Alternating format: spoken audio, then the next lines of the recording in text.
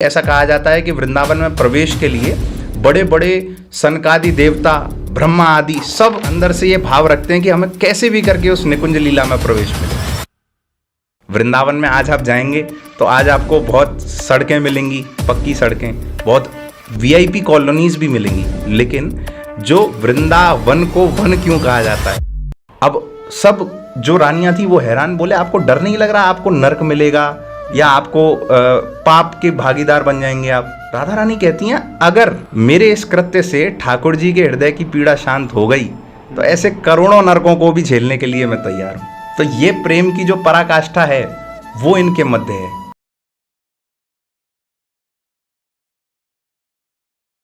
स्वागत है आप सभी का फिर से हमारे एक नई पॉडकास्ट में।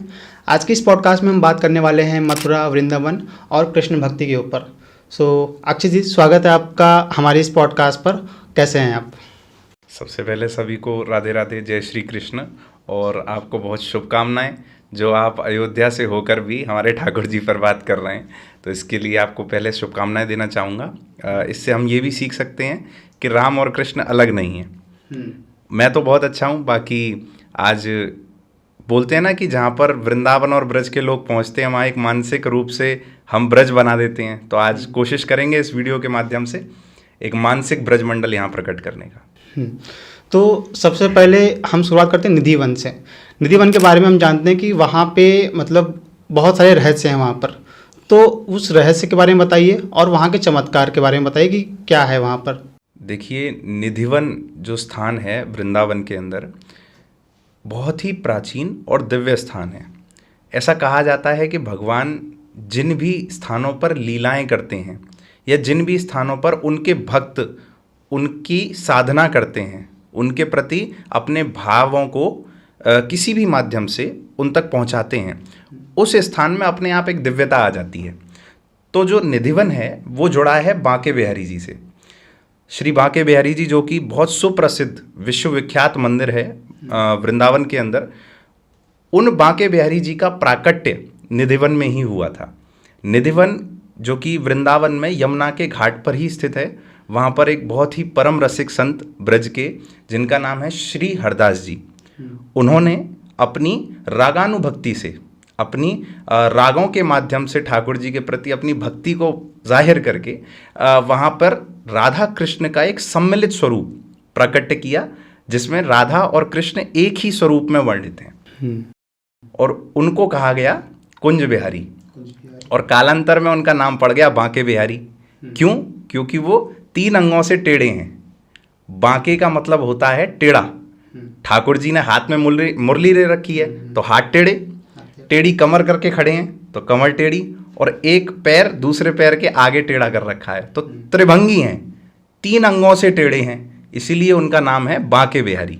तो उनका जो प्राकट्य स्थल है वो है निधिवन। और ऐसा कहा जाता है कि निधिवन में, निधिवन ही नहीं बल्कि पूरे वृंदावन में जो वृक्ष हैं, जो लता पताएं हैं, वो कोई साधारण वृक्ष और लता पताएं नहीं होती, वो होते हैं खुद ठाकुर जी के निज गोपी और सखियां, जो कि काफ़ी वर्षों तक तपस्या करती हैं ताकि उनको वहाँ पे जन्म मिले, एक लता पता के रूप में या एक कीट रूप में भी। ऐसे काफ़ी सारे साधु जन हैं जिन्होंने करोड़ों वर्षों तपस्या की है कि उनको बस एक किसी भी प्रकार से वृंदावन में प्रवेश मिल जाए, क्योंकि ऐसा कहा जाता है कि वृंदावन में प्रवेश के लिए बड़े बड़े सनकादि देवता, ब्रह्मा आदि सब अंदर से ये भाव रखते हैं कि हमें कैसे भी करके उस निकुंज लीला में प्रवेश मिले। तो जो निधिवन में जो लता पताएं हैं ना, ऐसा कहा जाता है कि शाम होने के बाद उस निधिवन की जो बाउंड्री है वहाँ से सारे जीव जंतु यानी कि बंदर तक वहाँ से बाहर चले जाते हैं, और जो वहाँ की लता पताएं हैं वो गोपी स्वरूप में ठाकुर जी के साथ वहाँ रास लीला में सम्मिलित होती हैं। तो इसीलिए रात 8 बजे के बाद अगर आप निधिवन में जाएंगे तो आपको वहाँ प्रवेश नहीं मिलेगा, और कोई जीव जंतु भी वहाँ पे नहीं होगा। तो निधिवन की ऐसी लीला है, और निधिवन ही नहीं, ऐसे काफ़ी सारे अलग अलग जगहों पर स्थान हैं।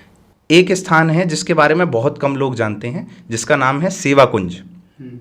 वृंदावन में आज आप जाएंगे तो आज आपको बहुत सड़कें मिलेंगी, पक्की सड़कें, बहुत वीआईपी कॉलोनीज भी मिलेंगी, लेकिन जो वृंदावन को वन क्यों कहा जाता है? क्योंकि प्राथमिक तौर पे वो तो एक वन था। और वृंदावन में आज भी वो वन एक तो निधिवन है और दूसरा स्थान है जो कोर वृंदावन में आता है, उसका नाम है सेवा कुंज, जहाँ पे सेम इसी तरीके से सारी लता पताएं हैं, उसको आज भी उसी वन के स्वरूप में रखा गया है और वहाँ पे ठाकुर जी श्री जी की चरण सेवा करते हैं। मतलब भगवान कृष्ण राधा रानी के चरण दबाते हैं, इसीलिए उस स्थान का नाम है सेवा कुंज। तो ये निधिवन, सेवा कुंज, और अगर हम बरसाना जाएं तो वहाँ पे गहवर कुंड के पास गहवर वन है। ऐसे काफ़ी सारे वन और ऐसे काफ़ी सारे दिव्य लीला स्थान हैं जहाँ पे आज भी ठाकुर जी प्रत्यक्ष लीलाएं करते हैं, जिनके दर्शन हमें प्रत्यक्ष आंखों से नहीं हो सकते। ऐसा बहुत लोगों के अंदर मिथ भी है कि निधिवन में रात में रुक जाते हैं तो डेथ हो जाती है, सुना है मैंने ये। या फिर निधिवन में अगर कोई रह जाए गलती से तो वो पागल हो जाता है या बात नहीं कर पाता। देखिए, ये सब तो बातें सुनने के लिए अच्छी लगती हैं, लेकिन इसकी सत्य और असत्यता पे मैं बात नहीं करूँगा। मैं बात करूँगा एक बेसिक सी चीज़ पे, जो है जीवन का आपका जो लक्ष्य है वो क्या है। भगवान के दर्शन करना। अंत जहाँ आपके जीवन का अंत होगा वहाँ आप भगवान के दर्शन ही तो करेंगे। अब आपने जीवित रहते हुए भगवान के दर्शन कर लिए तो क्या आप कुछ बोलने लायक बचेंगे? नहीं, अंतिम पड़ाव पूरा हो गया।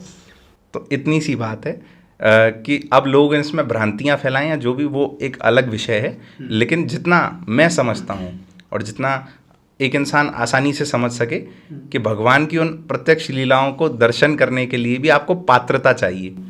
जैसे कि एक पानी को अगर हम ग्लास में डालें तो ग्लास के पास उस पानी को रखने की पात्रता है, लेकिन अगर हम यहाँ ज़मीन पर डाल दें तो वो पानी बह जाएगा, फैल जाएगा, क्योंकि उस पर पात्रता नहीं है। एक गिलास पर पात्रता है। इसी तरीके से हमारी पात्रता कितनी है ये निर्भर करता है कि हमें कितने दर्शन होंगे। तो ये सब लीलाएं हैं। कहते हैं भक्ति, हमें भगवान का आशीर्वाद होता है तब हमें भक्ति प्राप्त होती है कि हम भगवान की भक्ति करें। और आप जैसे मथुरा से हैं और मथुरा में तो वैसे ही सब कृष्ण भक्त हैं, कृष्ण भक्त, राधा भक्त। तो आप मतलब कैसे जोड़े कि आप कृष्ण जी के, राधा रानी के मंदिर में आप जाके भक्ति कर रहे हो? लाइक इतना ज़्यादा जुड़ाव कैसे हुआ आपका? देखिए, हम तो ब्रजवासी हैं और मैं आपको एक सविये से इस बात को बताऊं कि राधा रानी के पग पग पे प्रयाग जहाँ, केशव की केली कुंज कोटि कोटि काशी है, यमुना में जगन्नाथ, रेणुका में रामेश्वर, तरु तरु पे पड़े रहत अयोध्यावासी हैं। गोपीन के द्वार पर हरिद्वार बसत जहाँ, बद्री केदारनाथ फिरत दास दासी हैं। और स्वर्ग अपवर्ग लेकर हम करेंगे क्या, जान लो हमें हम वृंदावनवासी। तो हमारे ब्रज के बारे में तो ये कहा जाता है कि ये सारे तीर्थ, ये सारे जितने भी पूरे दुनिया में पुरियां हैं, तीर्थ स्थान हैं, इन सबसे उच्च स्थान हमारा ब्रज मंडल है। क्योंकि ठाकुर जी ने सारे ब्रज मंडल के अंदर सारे तीर्थों का एक तरीके से आप सब्स्टिट्यूट पैदा किया है। आपको अगर नहीं पता हो तो हमारे ब्रज के अंदर 4 धाम हैं, सप्तपुरियां हैं, और इस विश्व में जितने भी तीर्थ स्थान हैं वो सब हमारे ब्रज मंडल में ही पुनर्प्रकाशित किए गए हैं, सभी संतों द्वारा, आज से 500 वर्ष पहले, जिनको स्थापित भगवान कृष्ण ने द्वापर युग में स्वयं किया है। तो जाहिर सी बात है, वो जब ऐसे दिव्य स्थान पर आपका जन्म हो, आप ऐसे दिव्य स्थान पर जन्म लें, तो क्या आपके अंदर वो सारी चीज़ें आपके स्वतः नहीं आएंगी? तो बस उसी जन्म की वजह से, या आप कह सकते हैं कि उस दिव्य स्थान के प्रभाव के कारण वहाँ पे हर एक बच्चा जो जन्म लेता है वो बचपन से ही ठाकुर जी का होता है। हर भजन का निचोड़ है ये मान लेना कि मैं भगवान का हूँ और भगवान मेरे हैं। लेकिन ब्रजवासी को ये बचपन से एक तरीके से अधिकार मिला हुआ है, उसके अंदर एक ठसक रहती है कि भगवान मेरे हैं। आप किसी बच्चे से अगर पूछेंगे कि भगवान कृष्ण कौन है, बोले मित्र है मेरे। कोई कुछ कहेगा, कोई माता कहेंगी कि मेरा पुत्र ही तो है। ऐसा भाव पूरे विश्व में आपको कहीं नहीं मिलेगा। तो वो ब्रज का प्रभाव है। ब्रज के प्रभाव से आप कृष्ण जी के भक्त हैं। ठीक है, तो अभी जैसे हम बात करें, चाहे श्री राम जी की बात करें और चाहे हम कृष्ण जी की बात करें, दोनों के ही साथ में वियोग लिखा था। लाइक कृष्ण जी भी राधा रानी से काफ़ी दूर रहे थे और राम जी भी सीता जी से काफ़ी दूर रहे थे। तो इसके पीछे क्या स्टोरी, लाइक ऐसा हुआ ही क्यों? देखिए, अब आप इसमें दोनों ही बातों से समझ सकते हैं। भौतिकता की अगर आप दृष्टि से देखेंगे और एक आध्यात्मिकता की दृष्टि से देखेंगे। अगर आप आध्यात्मिक दृष्टि से देखते हैं तो इस संसार में कण कण में ठाकुर जी हैं। तो जब हर कण में ठाकुर जी हैं, जैसे आप और मैं हैं, मुझ में भी कहीं ना कहीं ईश्वर विद्यमान है, आप में भी हैं और किसी तीसरे व्यक्ति में भी होंगे। तो आपको मेरे आने या जाने से कोई फर्क महसूस होगा नहीं, क्योंकि आपका अप्रोच जीवन में ऐसा है कि आपको कण कण में ठाकुर जी दिखते हैं, है ना। ये तो हो गई एक आध्यात्मिक दृष्टि। अब देखते हैं भौतिक दृष्टि से। भगवान इस लीला से ये समझाना चाहते हैं कि कुछ भी चीज़, कोई भी चीज़ या कोई भी व्यक्ति आपके जीवन में परमानेंट नहीं होता, स्थिर नहीं होता। आप जिससे सबसे ज़्यादा प्रेम करेंगे वो एक समय पर आपको छोड़ देगा। केवल इस जगत में, इस भौतिक जीवन में एक प्रेम शाश्वत है जो कि भगवान से है। हनुमान जी ने भगवान से प्रेम किया, क्या भगवान गए? नहीं। कण कण में, उनके रोम रोम में, उनके हृदय में विराजमान है। कहते हैं ना कि मंदिर में नहीं मिलेंगे, किसी मस्जिद में नहीं मिलेंगे, ढूंढोगे भगवान को तो केवल हृदय में मिलेंगे। तो भगवान तो आपके हृदय में विद्यमान है। किसी व्यक्ति या किसी चीज से आप अगर आसक्त हो जाएं तो उसको छोड़ना भी सीख जाएं। ये जीवन में एक सीख देने के लिए भगवान ने ये सब लीलाएं की हैं कि भगवान कृष्ण का हो या भगवान राम का हो, माता सीता का हो या राधा रानी का हो, ये एक दूसरे से इस तरीके से जुड़े हुए हैं। हमारे ब्रज में एक सवैया कहा जाता है कि एक प्राण दो देही, राधा कृष्ण स्नेही। मतलब प्राण तो एक ही हैं, बस दो देह हैं अलग अलग, प्राण एक ही हैं। अब वो शरीर अलग अलग हो जाएंगे तो क्या प्राण थोड़ी अलग हो जाएंगे? चित्त तो वही है। ऐसा बोला जाता है कि भगवान कृष्ण के पैर में कांटा चुभे तो राधा जी के दर्द हो। हाँ जी। और ऐसा तो एक बार एक लीला भी है द्वारिका में। एक बार भगवान से सब रानियां पूछती हैं कि तुम राधा रानी से इतना क्यों आकर्षित हो, तुम राधा रानी से इतना ऐसा क्या है उनमें जो हम में नहीं है? तो रुक्मणी जी और सब कहती हैं कि ऐसा क्या है। भगवान कृष्ण उनको समझाने के लिए एक लीला करते हैं। वो कहते हैं मेरे हृदय में बहुत पीड़ा हो रही है। अब वैद्य बुलाते हैं सब। वैद्यों को बुलाने के बाद पूरा देख लेते हैं भगवान को, कोई दिक्कत नहीं महसूस होती। वैद्य कहते हैं ये तो बिल्कुल ठीक है, पर भगवान कह रहे होते हैं मेरे बहुत पीड़ा हो रही है। तो सभी जो रानियां होती हैं वो कहती हैं भगवान आप ही बता दो कि ये आपकी पीड़ा कैसे दूर होगी। बोले कोई ऐसा व्यक्ति जो मुझसे सच्चा प्रेम करता हो, उसके चरणों को धोकर उसका जल अगर मैं पी लूं तो मेरे हृदय की जो ये अग्नि है ये शांत हो जाएगी। अब सब रानियां ऐसी हो गई कि अरे इसमें तो हमें बहुत ज्यादा पाप लगेगा। एक तो आप हमारे पति, ऊपर से परमेश्वर, और हम आपको अपने चरणों का जल पिलाएंगे, हमें तो नरक भोगना पड़ेगा प्रभु, ये कैसे करा जाए? तो बोले आप एक बार ब्रज में जाइए और राधा रानी से कहिए, फिर देखिए क्या होता है। तो ब्रज गए। राधा रानी को खबर पहुंचाई गई कि ठाकुर जी के हृदय में पीड़ा हो रही है। राधा रानी ने बिना कुछ सोचे समझे तुरंत अपने चरणों का जल दे दिया। अब सब जो रानियां थी वो हैरान, बोले आपको डर नहीं लग रहा आपको नरक मिलेगा या आपको पाप के भागीदार बन जाएंगे आप? राधा रानी कहती हैं अगर मेरे इस कृत्य से ठाकुर जी के हृदय की पीड़ा शांत हो गई तो ऐसे करोड़ों नरकों को भी झेलने के लिए मैं तैयार हूं। तो ये प्रेम की जो पराकाष्ठा है वो इनके मध्य है, जो केवल भौतिकता से आप दो शरीरों को अलग करके अलग नहीं कर सकते। माता सीता अगर भूमि में समा गई तो भगवान राम से इतनी जुड़ी हुई थी कि वो नित्य अपने, जब भी अपने महल में जाते थे तो महल में जाते जाते जब भी इस भूमि पर कदम रखते थे, अपनी पादुका उतारते थे, तब तब उन्हें माता सीता का स्पर्श का अनुभव होता था। लिखित है, शास्त्रों में निहित है। तो ये उस परस्पर प्रेम की लीलाएं हैं। अभी जैसे बात की आपने कृष्ण जी की एक लीला के ऊपर, तो ऐसी और भी क्या लीलाएं हैं जो आमतौर पे वृंदावन मथुरा में तो लोग जानते हैं बट और कहीं लोग नहीं जानते? लाइक मैं अयोध्या से हूँ तो वहाँ पे लोगों को नहीं पता। ऐसी और क्या लीलाएं हैं? देखिए, हम तो ठाकुर जी की इतनी अनंत लीलाएं हैं जिसका वर्णन शायद इस छोटे से पॉडकास्ट में तो करना असंभव है। शायद हम काफ़ी दिनों तक इस पर चर्चा करें तो भी वो लीलाएं ख़त्म नहीं होंगी। लेकिन कुछ ऐसी मुख्य लीलाएं हैं जो भगवान कृष्ण के बचपन में रहीं, जो आमतौर पर लोगों को पता होनी चाहिए। जैसे कि एक लीला है जो गोवर्धन लीला है, उसके बारे में तो ज़्यादातर सबको पता ही है, लेकिन फिर भी मैं कहूँ तो भगवान ने इंद्र का जो अभिमान है उसको चूर करने के लिए एक गिरिराज पर्वत, गोवर्धन पर्वत को अपनी कान्ही उंगली पर उठाए रखा था 7 दिन तक। ये गोवर्धन लीला। ठाकुर जी की प्रेम लीलाएं अलग हैं। श्री जी उनसे जब मान करके यानी रूठ कर बैठ जाती हैं तो वो अलग अलग तरीके से उनको मनाने के लिए लीलाएं करते हैं। मोर बन के आते हैं, कभी मोर की तरह नृत्य करते हैं, कभी ठाकुर जी चूड़ी वाला बनकर आते हैं, है ना, चूड़ी बेचने के लिए श्री जी के दर्शन हो जाएं। बरसाना में जब आते हैं तो ठाकुर जी, बरसाना में किसी भी पुरुष का प्रवेश नहीं है, तो बरसाना जब ठाकुर जी आते हैं तो एक गोपी के स्वरूप में आते हैं। भगवान कृष्ण भी एक सखी के स्वरूप में आते हैं। इसलिए आप कभी बरसाना जाएंगे तो आप कभी गौर कीजिएगा कि भगवान कृष्ण का जो श्रृंगार है वो सखी वेश का श्रृंगार है। मतलब सखियों की तरह सज के बैठे हैं ठाकुर जी भी, क्योंकि बरसाना में किसी पुरुष का प्रवेश ही नहीं है। इसीलिए तो ऐसी काफ़ी सारी लीलाएं हैं।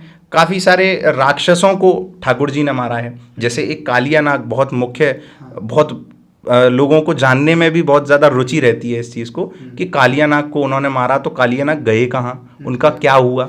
अब आपको मैं एक रोचक तथ्य बताऊं। लोग ये कहते हैं कि सनातन संस्कृति और इनमें फैक्ट्स नहीं हैं, प्रमाण नहीं है। मैं आपको एक प्रमाणिक स्थान बताता हूँ आज। हमारे ब्रज में एक स्थान है जिसका नाम है जैत, जो कि वृंदावन से 12 से 15 किलोमीटर की दूरी पर है। भगवान कृष्ण ने जब कालिया नाग के मस्तक पर नृत्य किया तो कालिया नाग से कहा कि यहाँ से चले जाओ और वापस मुड़कर मत देखना। अगर आपने मुड़कर देखा तो आप वहीं पाषाण के हो जाओगे, वृंदावन की तरफ देखना नहीं।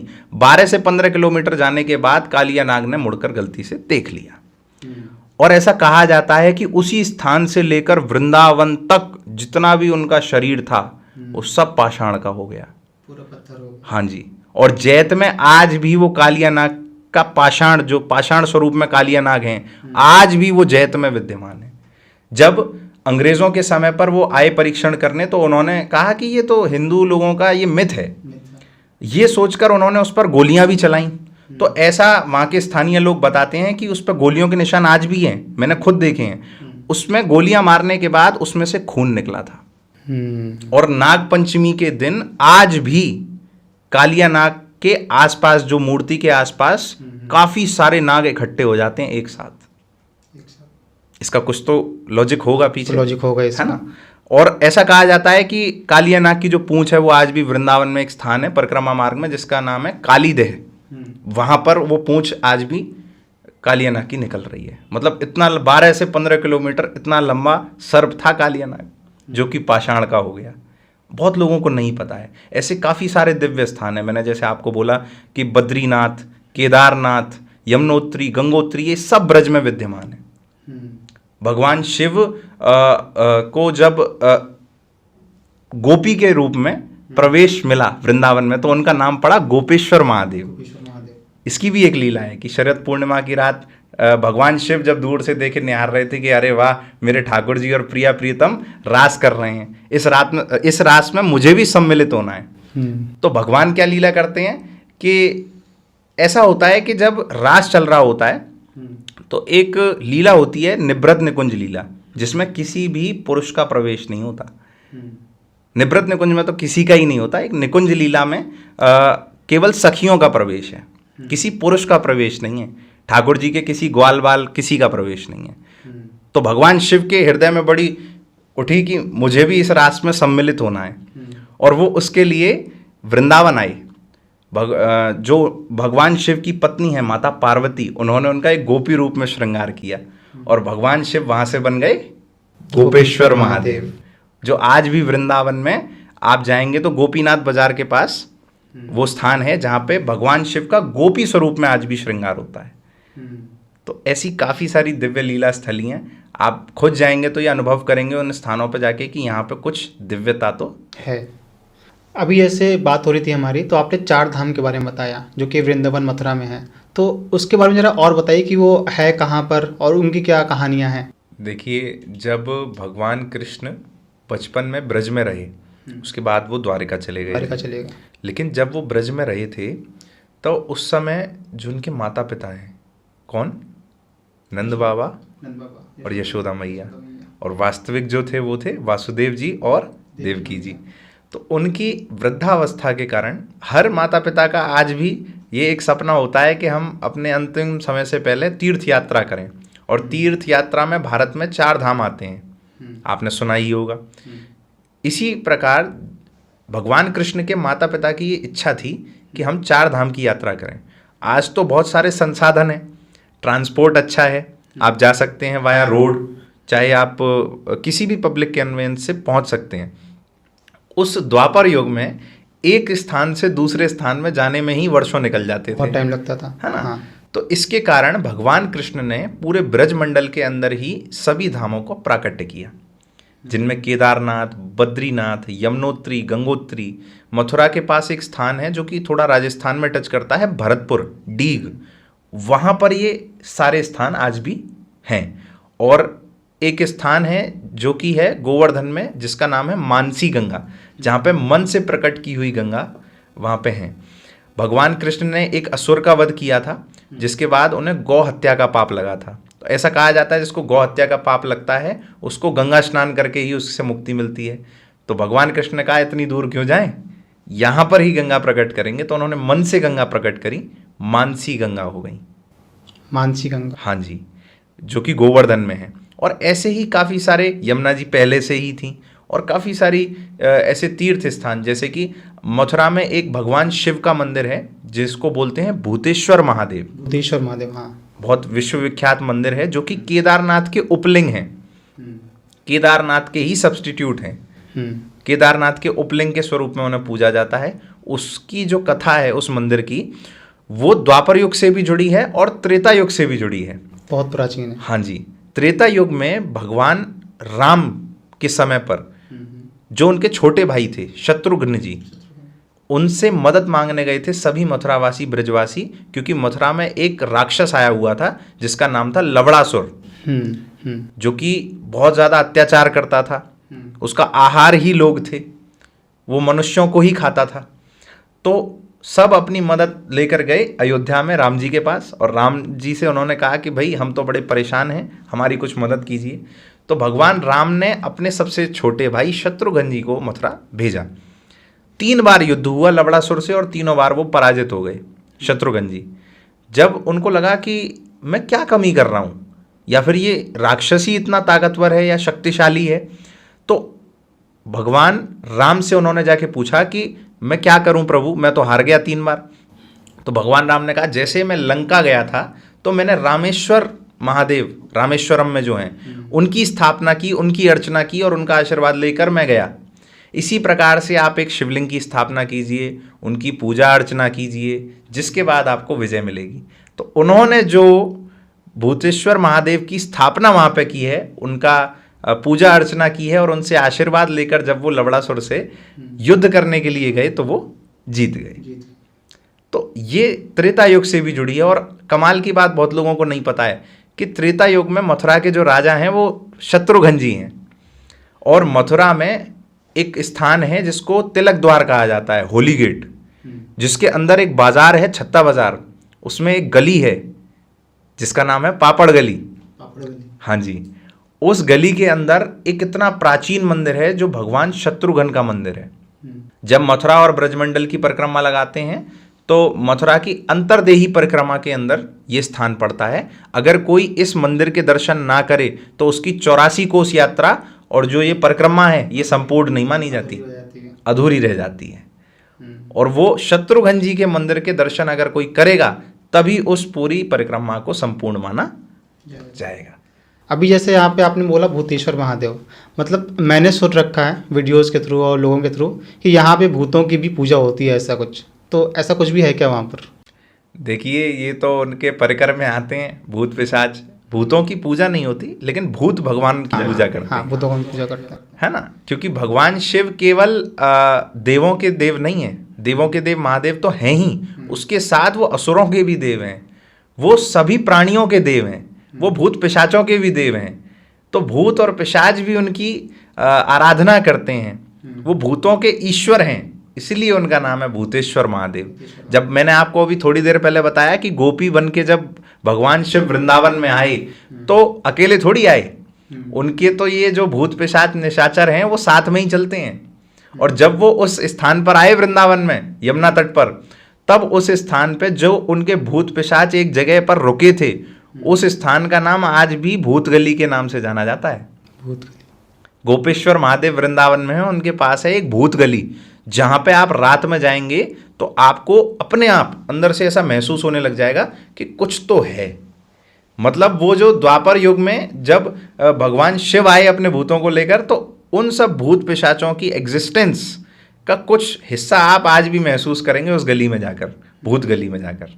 तो भूतों के ईश्वर हैं वो। तो गोपेश्वर महादेव धरती पे आए थे, तभी उनका नाम गोपेश्वर महादेव पड़ा, क्योंकि उन्होंने गोपी का रूप लिया था। वृंदावन में आए थे। वृंदावन में आए थे। हाँ जी। हाँ, तो यहाँ पर एक जो छवि है महादेव की, वो ये है कि वो मतलब नशा करते हैं, चरस लेते हैं, ये सारी चीज़ें। और एक जो छवि है कि यहाँ पे आके वो गोपी बन गए और उन्होंने कृष्ण जी के दर्शन किए।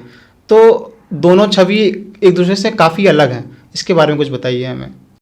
देखिए, मैं आपको अगर बहुत ही सरल भाषा में इसको परिभाषित करूं कि भगवान शिव, मैंने आपको जैसा बताया कि केवल देवों के देव नहीं हैं, वो असुरों के भी देव हैं, वो भूत पिशाचों के भी देव हैं।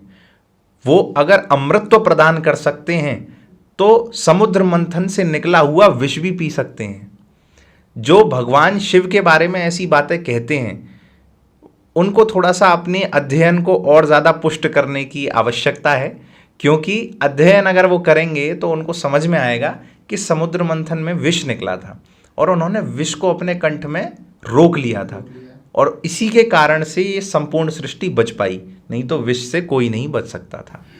तो उन्होंने इस जगत उद्धार के लिए उस विष का पान किया, जिसको लोगों ने, ये एक तरीके से समझने की ज़रूरत है लोगों को कि विष का पान किया, लेकिन लोग आज ये समझ नहीं पा रहे कि ये भी विष ही है।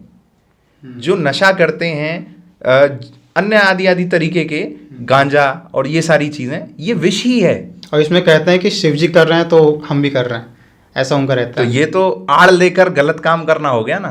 भगवान शिव ने तो विष भी पी गया था, तो आप विष पी सकते हैं क्या? जो लोग ये कहते हैं उनसे आप एक बार पूछिएगा कि आप विष पी के दिखाइए तो हम माने। तो भगवान शिव ने विष पिया था। और दूसरी बात कि हमारे तो सनातन धर्म में हर देव ने हर तरीके से अपने आप को दर्शाया है। भगवान राम जितने सहज सरल हो सकते हैं उतने ही ज़्यादा, अगर वो रणभूमि में उतर आएँ तो संहार भी करना जानते हैं। भगवान कृष्ण मीठे वचन बोलना जानते हैं तो सुदर्शन चक्र भी चलाना जानते हैं। सनातन धर्म केवल शस्त्र नहीं, शास्त्र पर भी आधारित है। तो हर पहलू के, हर सिक्के के दो पहलू होते हैं, तो वो समझना बहुत ज़्यादा ज़रूरी है। ऐसे ही भगवान शिव हैं, अगर वो इस सृष्टि का उद्धार कर सकते हैं तो सृष्टि का संहार भी कर सकते हैं। अगर वो किसी स्थान पर अपनी पत्नी को लेकर किसी दक्ष प्रजापति का गला काट सकते हैं, तो वो उसी प्रेम को पाने के लिए गोपी रूप भी धारण कर सकते हैं। तो ये दोनों ही बातें हैं, ये समझना ज़रूरी है। कृष्ण जी ने एक बार अर्धनारीश्वर रूप धारण किया था। हाँ जी। तो उसके बारे में बताइए थोड़ा कि वो क्या है। भगवान कृष्ण ने हाँ अर्धनारीश्वर रूप धारण किया था। मैंने आपको अभी बताया ना कि भगवान कृष्ण जब ब्रज में घूमते हैं, टहलते हैं, तो राधा रानी के साथ उनकी रहती हैं 8 सखियाँ। उनकी 8 सखियाँ प्रधान हैं, मेन फ्रेंड्स, जिनके साथ वो ज़्यादातर रहती हैं। उन सखियों के साथ उनकी रहती हैं सहचरियाँ, उनकी भी फ्रेंड्स, और ये सब रहते हैं राधा रानी की सेवा में, क्योंकि राधा रानी रानी है ब्रज की, ब्रज मंडल की अधिष्ठात्री हैं। तो ऐसा परकोटा बना दिया राधा रानी के इर्द गिर्द कि कोई भी पुरुष का प्रवेश वहां नहीं हो सके, कोई की दृष्टि भी ना पड़ जाए हमारी राधा रानी पे, इस सेवा भाव से सभी सखियों ने। तो भगवान कृष्ण अब ये सोचने लगे कि जब सखियों का ही प्रवेश है तो मैं कैसे जाऊं, अगर मैं जाऊं तो ये सखियां इतना प्रेम करती हैं राधा रानी से कि ये मुझे भी डांट सकती हैं। इस अखिल कोटि ब्रह्मांड नायक, इस अखिल कोटि ब्रह्मांड को बनाने वाला, रचने वाला एक गोपी की, एक सखी की डांट से डर जाता है ना। एक बड़ा सुंदर पद है रसखान जी का, और बहुत सारे लोग इस बात को समझेंगे और जानेंगे भी कि जो भगवान कृष्ण हैं वो एक गोपी के केवल एक छचियावर छाछ के लिए कुछ भी कर सकते हैं। भगवान कृष्ण अगर एक गोपी से उसके बनाए हुए दूध या फिर दूध से बनाए हुए छाछ, मठा, उनको पाने के लिए, उसका आस्वादन करने के लिए, क्योंकि वो प्रेम से बनाया हुआ है, तो वो नाच के भी दिखाते हैं। तो भगवान कृष्ण जब इस मन में उत्कंठा के साथ जाते हैं कि मुझे राधा रानी के दर्शन करने हैं, और सारी सखियों पर इतनी पावर है कि वो डांट भी सकती हैं और ठाकुर जी सुन भी लेते हैं, क्योंकि इस पूरी दुनिया का जो बनाने वाला है वो केवल एक ही चीज़ पे हार जाता है, वो है प्रेम, अपनत्व, संबंध। ब्रजवासियों के पास बस वो प्रेम है जिसके कारण वो उनके हैं। ऐसा एक बहुत बड़े कवि हुए जिनका नाम है रसखान, आपने भी उनका नाम सुना होगा। तो उनका एक बहुत ही सुंदर सवैया है, मैं आपको बताता हूँ।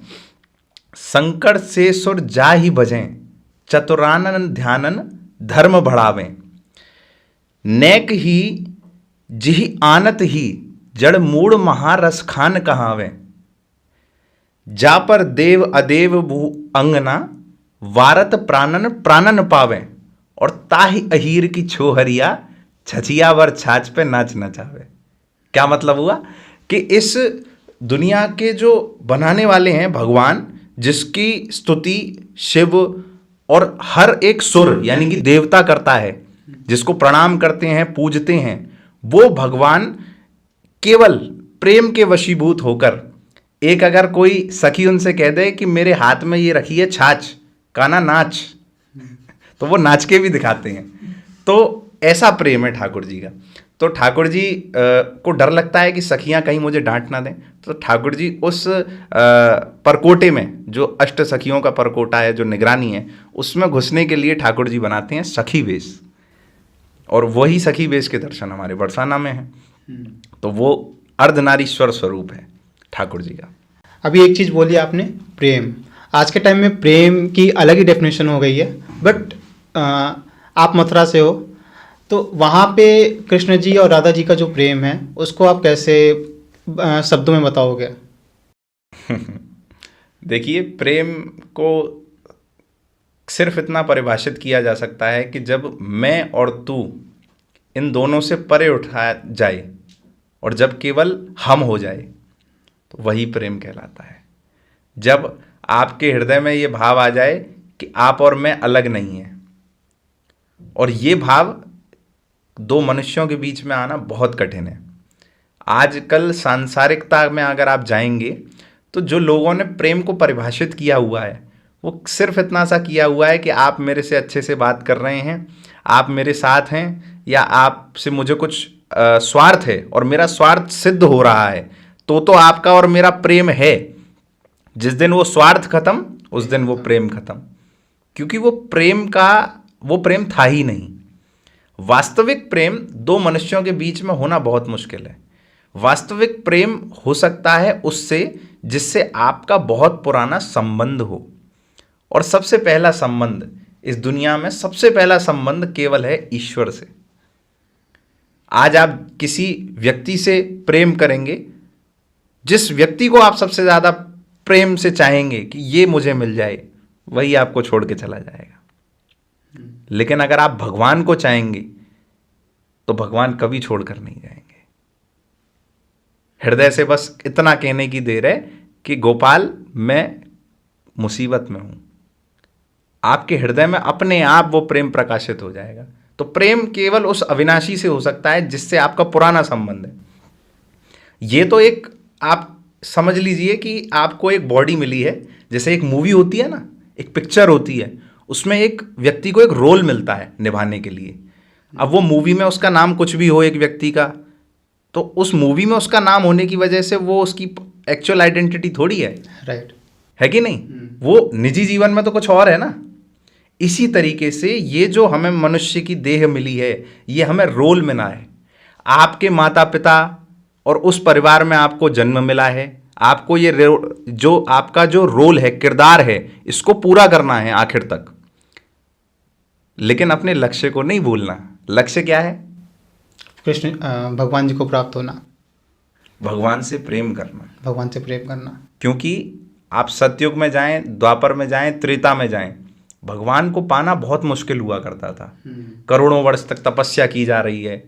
कई ऋषि महात्मा करोड़ों वर्ष तक तपस्या करते थे, उसके बाद भी भगवान मिलेंगे कोई गारंटी नहीं है। कलयुग में ये सबसे सुलभ है। भगवान से प्रेम कर लो, तुम्हें भगवान प्राप्त हो जाएंगे। सिंपल।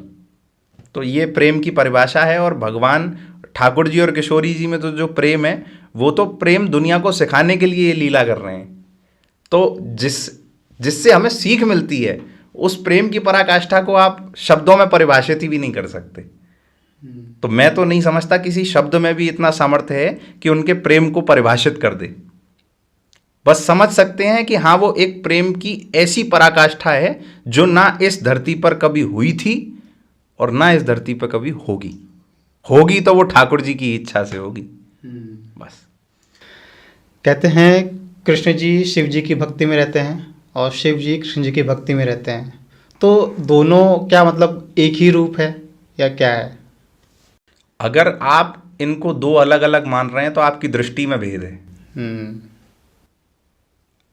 हरि और हर दोनों एक ही हैं। जब भगवान राम रावण से सीता माता को छुड़ाने के लिए, पुल बनाने के लिए जा रहे थे, तो उन्होंने रामेश्वर महादेव की वहाँ स्थापना की, उन्होंने उनकी पूजा करी। भगवान शिव जब अपने जीवन में जब माता सती चली गई, तो उसके बाद उनको संभालने वाले भगवान नारायण थे, है ना। तो ये हरि और हर में भेद नहीं है। अगर आपको ये भेद नजर आ रहा है तो आपकी दृष्टि में कोई ना कोई दोष है, क्योंकि भगवान शिव के हृदय का प्रेम ही तो प्रियतम है। हमारे वृंदावन में एक मंदिर है जिसका नाम है राधा वल्लभ मंदिर। जिस संप्रदाय में अभी बहुत चर्चित हैं, बहुत महापुरुष, बहुत ही परम आदरणीय संत हैं हमारे वृंदावन के, श्री प्रेमानंद बाबा। हाँ, प्रेमानंद महाराज जी, है ना। वो बहुत चर्चित हैं, वो उसी संप्रदाय में आते हैं। तो जिन ठाकुर की वो उपासना करते हैं, श्री राधा वल्लभ लाल, वो भगवान शिव के हृदय से प्रकट हुए हैं।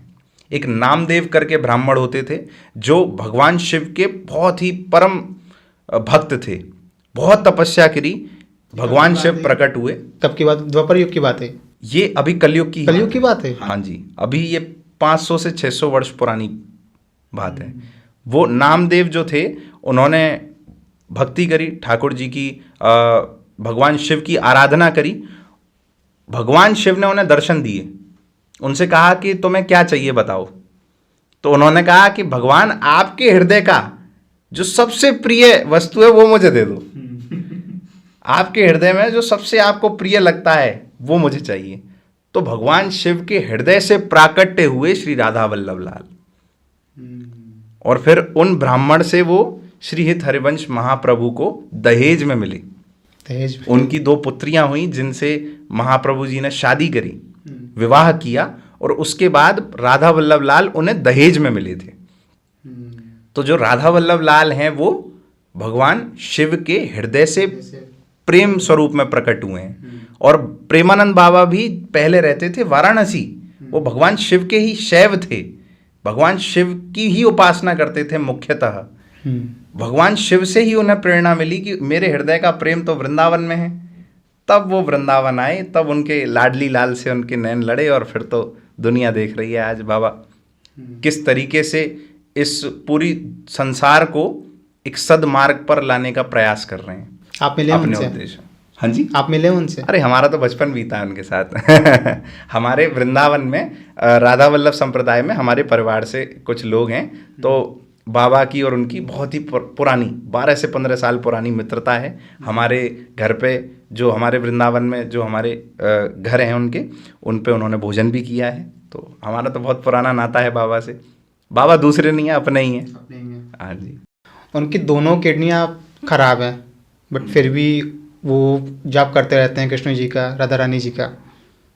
देखिए, ऐसा खुद बाबा भी कहते हैं कि आपको इस जीवन और मृत्यु के चक्र से मुक्ति कैसे मिलती है? भगवान जी की उपासना। जब आपके पाप कटते हैं।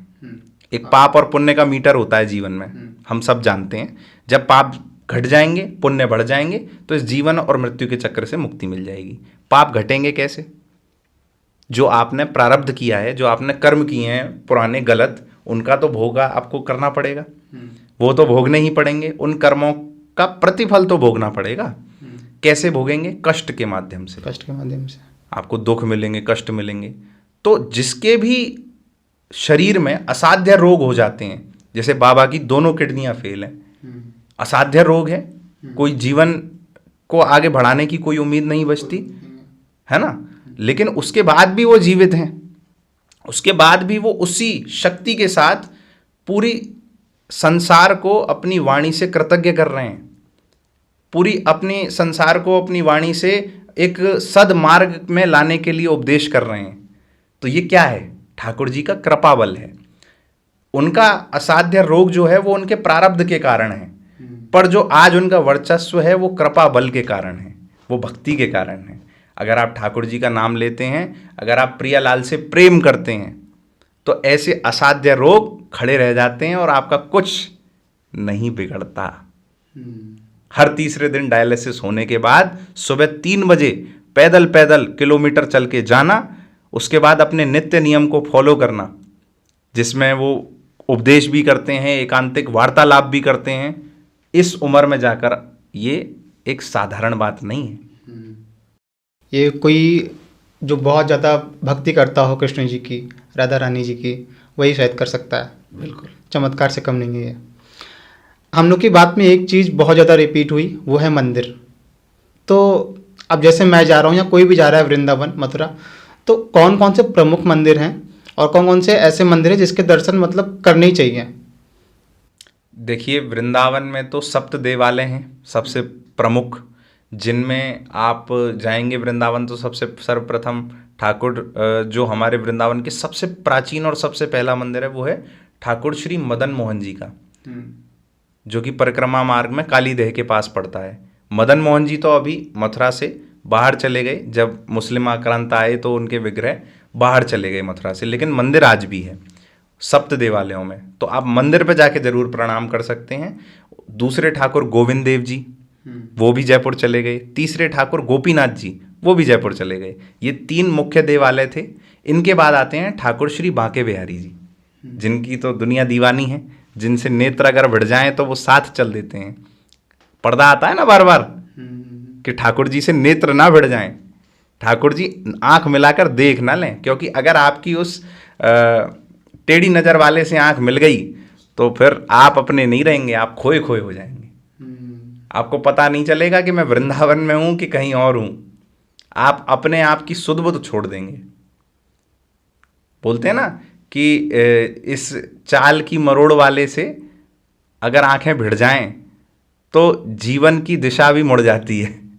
तो बस वही वाली बात है। उसके बाद आते हैं श्री राधा वल्लभ लाल, जो कि बिहारी जी के पास ही हैं, और उसके बाद आते हैं श्री राधा रमन जी, जो कि शालिग्राम से प्राकट्य ठाकुर हैं। एक शालिग्राम शिला होती है ना, तो शालिग्राम शिला से एक हमारे बड़े परम विरक्त संत हुए श्री गोपाल भट्ट गोस्वामी जी, जिनकी हृदय वेदना हुई उनको कि उनको भी अपने ठाकुर जी का श्रृंगार करना था, पर गोल मटोल ठाकुर जी का कैसे श्रृंगार करें। तो इसलिए उन्होंने बड़ी वेदना से ठाकुर जी को पुकारा कि हे ठाकुर, हे नाथ, मुझे आपका श्रृंगार करना है। तो एक शालिग्राम शिला से ठाकुर जी अपने स्वरूप में वहाँ पे प्राकट हो गए, स्वयंभू।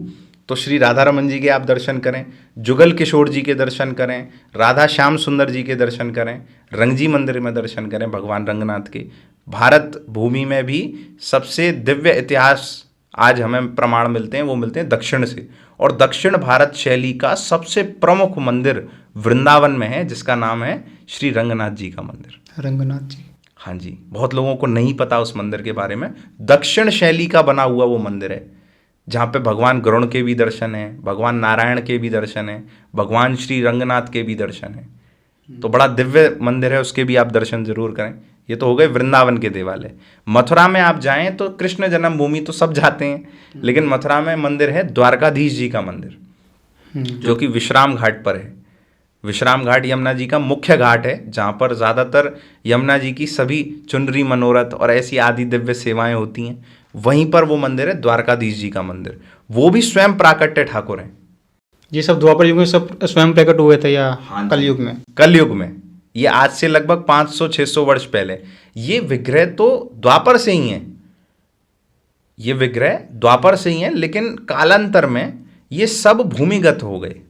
जैसे आक्रांता आए तो आक्रांता क्या करते थे, सभी विग्रहों को खंडित कर देते थे, तोड़ देते थे।